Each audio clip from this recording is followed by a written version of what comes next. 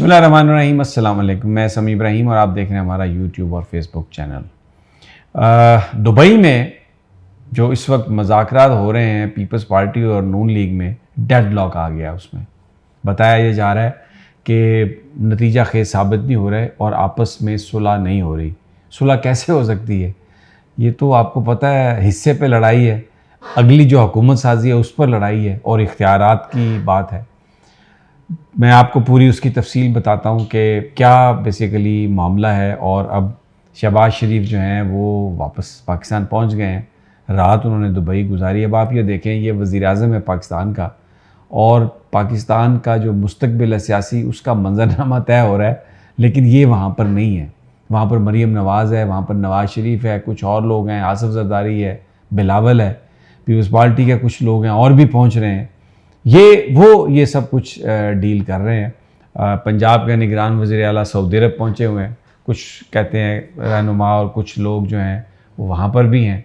तो जो मैंने अपने पिछले वीलॉग में भी कहा कि जो पाकिस्तान की सियासत है वो पाकिस्तान में नहीं डिस्कस हो रही, वो पाकिस्तान से बाहर हो रही है।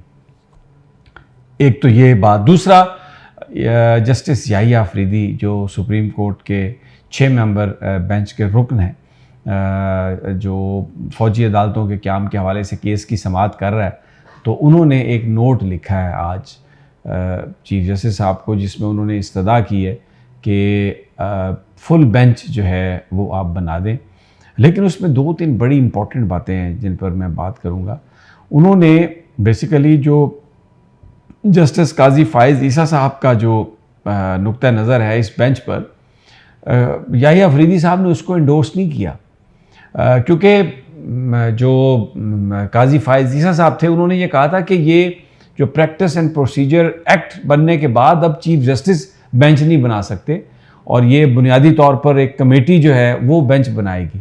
तो याहिया अफरीदी साहब ने ये कहा है कि चीफ जस्टिस साहब को चाहिए कि वो बेंच बनाएं। तो वो एक तरह से जो काजी फ़ाइज़ ईसा साहब का जो मौक़िफ़ था ये उससे हट कर है। और ख़ुद उन्होंने मेंशन भी किया कि मैं ना तो काजी फ़ाइज़ ईसा साहब का जो पॉइंट ऑफ व्यू है ना मैं उसकी हमायत कर सकता हूँ, ना मैं उससे इख्तिलाफ़ कर सकता हूँ, बल्कि इस मौके पर जो सीनियर जज का जो एतराज़ है, मैं समझता हूँ कि इस पर बात ना की जाए। लेकिन अगर फुल कोर्ट बेंच बन जाए तो इससे जो एक अदलिया का जो एतमाद है लोगों पर वो बहाल होगा। और उन्होंने बिल्कुल अपने आप को इससे रिक्यूज़ नहीं किया, यानी ये नहीं कहा उन्होंने कि आप फुल बेंच बनाएं तो मैं बैठूंगा, नहीं तो मैं अपने आप को बेंच से अलहदा कर रहा हूँ, ऐसी उन्होंने कोई बात नहीं की। तो बहुत सारे जो लीगल फ्रेटर्निटी के लोग हैं उनका ये कहना है कि ये जो याहिया अफरीदी साहब ने अपने आप को एक तरह से काजी फ़ाइज़ ईसा साहब के मौक़िफ़ से अलहदा करके तो जो पैगाम दिया है, जो नोट दिया है, चीफ जस्टिस साहब उसको कंसिडर करेंगे। अब इसमें सिर्फ ये कबात हो सकती है कि अगर फुल कोर्ट बनाया जाए तो फिर ये समाअत सारी की सारी दोबारा होगी, तो उसमें टाइम कंज्यूमिंग है। मामला बहुत अहम है और जब ये बेंच असम्बल होगा जुलाई के तीसरे हफ्ते में, तो उस वक्त तक तो फिर ट्रायल भी शुरू हो सकते हैं और भी बहुत कुछ हो सकता है। तो ये कुछ टेक्निकल चीज़ें जो हैं ये भी इसमें आ सकती हैं। लेकिन बहरहाल ये बड़ी एक इम्पॉर्टेंट डेवलपमेंट है कि याहिया अफरीदी साहब, जिनके बारे में समझा जाता है या एक तासुर था, एक परसेप्शन था कि जो लोग जो जज अपना वज़न काजी फ़ाइज़ ईसा साहब के पलड़े में डालते हैं, याहिया अफरीदी साहब उन्हीं में से एक हैं। तो उन्होंने चीफ जस्टिस साहब के इस इख्तियार को, बेंच बनाने के इख्तियार को तस्लीम करके उन्हीं से कहा है कि आप बेंच बनाएं। Important development. अच्छा, इसके अलावा IMF से डील जो है वो अभी तक नहीं हुई और शहबाज शरीफ ने आज फ़ोन भी किए हैं और उनसे जो IMF की डायरेक्टर हैं उनसे बार बार रिक्वेस्ट कर रहे हैं और कह रहे हैं कि खुदा दा वास्ता है आप हमारे साथ ये कर लें, हमने तो आपकी हर बात मान ली है। अभी तक जो रिव्यू है वो नहीं मिला पाकिस्तान को और ये जो डील है, ये जो हमारा जो प्रोग्राम है, इसके ख़त्म होने में अभी बस सिर्फ 2-2.5 दिन रह गए हैं।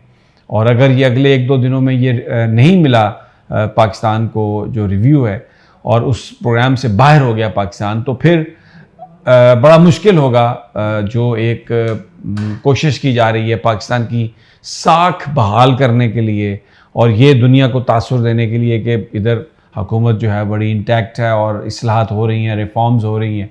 तो एक बड़ी अजीब सी मुश्किल में है। ये सबके लिए एक मुश्किल वक्त है।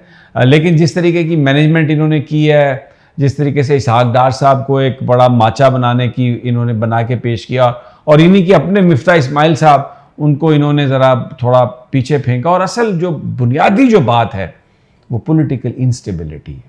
ये सारे काम जो हैं IMF के जो पैसे मिलने या जो बैरूनी सरमायाकारी पाकिस्तान में होनी है, इसको कोई तस्लीम करे या ना करे, इसका बड़ा गहरा ताल्लुक है पाकिस्तान के सियासी इस्तेहकाम से।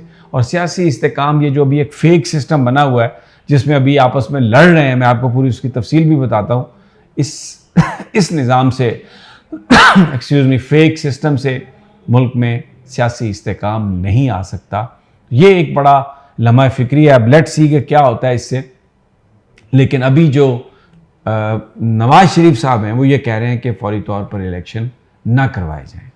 मौलाना फजलुर रहमान कभी इमरान खान के साथ बैठ जाते हैं, कभी वो नवाज शरीफ के साथ आ जाते हैं, और वाज़े उनकी पोजीशन नहीं है। जरदारी साहब का ये कहना है कि अक्टूबर नवंबर में आप इलेक्शन करवा लें, इससे आगे आप मत जाइए, क्योंकि उनका ये कहना है कि फिर अगर एक दफ़ा आपने जो ये जो आइनी मामला है उसको आपने आगे किया तो फिर कुछ भी हो सकता है। लेकिन नून लीग का ये कहना है कि हम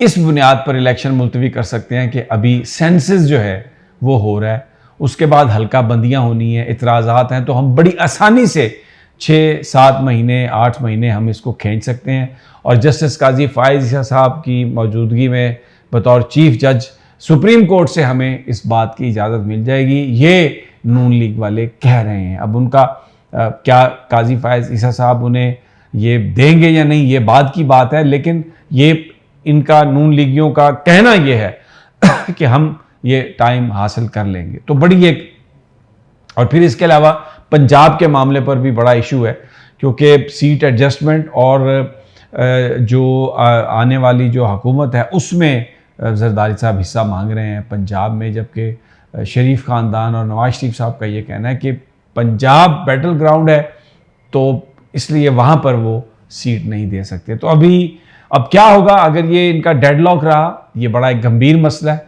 सबके लिए गंभीर मसला है। लेकिन अभी तक ये डेडलॉक है और वहाँ पर मौजूद हैं जरदारी साहब भी और नवाज शरीफ साहब भी, मरियम भी। अब लेट्स सी कि ये कैसे अनफोल्ड होता है। और दूसरी जानिब रूस से एक और जहाज़ तेल लेकर पहुँच गया, लेकिन जो पहला जहाज़ आया उसके बाद भी तेल की कीमतों में कोई कमी नहीं हुई, और बल्कि जो बजट है उसमें 10 रुपये पेट्रोल के लिए भी बढ़ा दी गई है। तो अब ये जहाज़ आया लेकिन तेल की कीमतों में कमी का कोई इम्कान नहीं। तो एक सवाल है सोशल मीडिया पर कि अगर रूस से ये दूसरा जहाज़ भी आ गया है और उसके बाद भी तेल की कीमतों में कमी नहीं होनी, तो रूस से तेल क्यों लिया जा रहा है? और फिर अगर कभी सस्ता तेल आ रहा है और इधर पाकिस्तान में महंगा बिक रहा है, तो भाई वो फिर कहाँ है?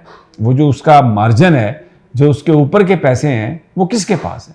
वो कौन ले रहा है? ये सोशल मीडिया पर बात है और वेरी इंटरेस्टिंग है, वेरी वेरी वेरी स्ट्रेंज है ये सब कुछ। बहरहाल हम आपको इंशाल्लाह तफसीलात से आगाह करते रहेंगे। इजाज़त दीजिए अगली वीडियो तक, अल्लाह ने के बाद।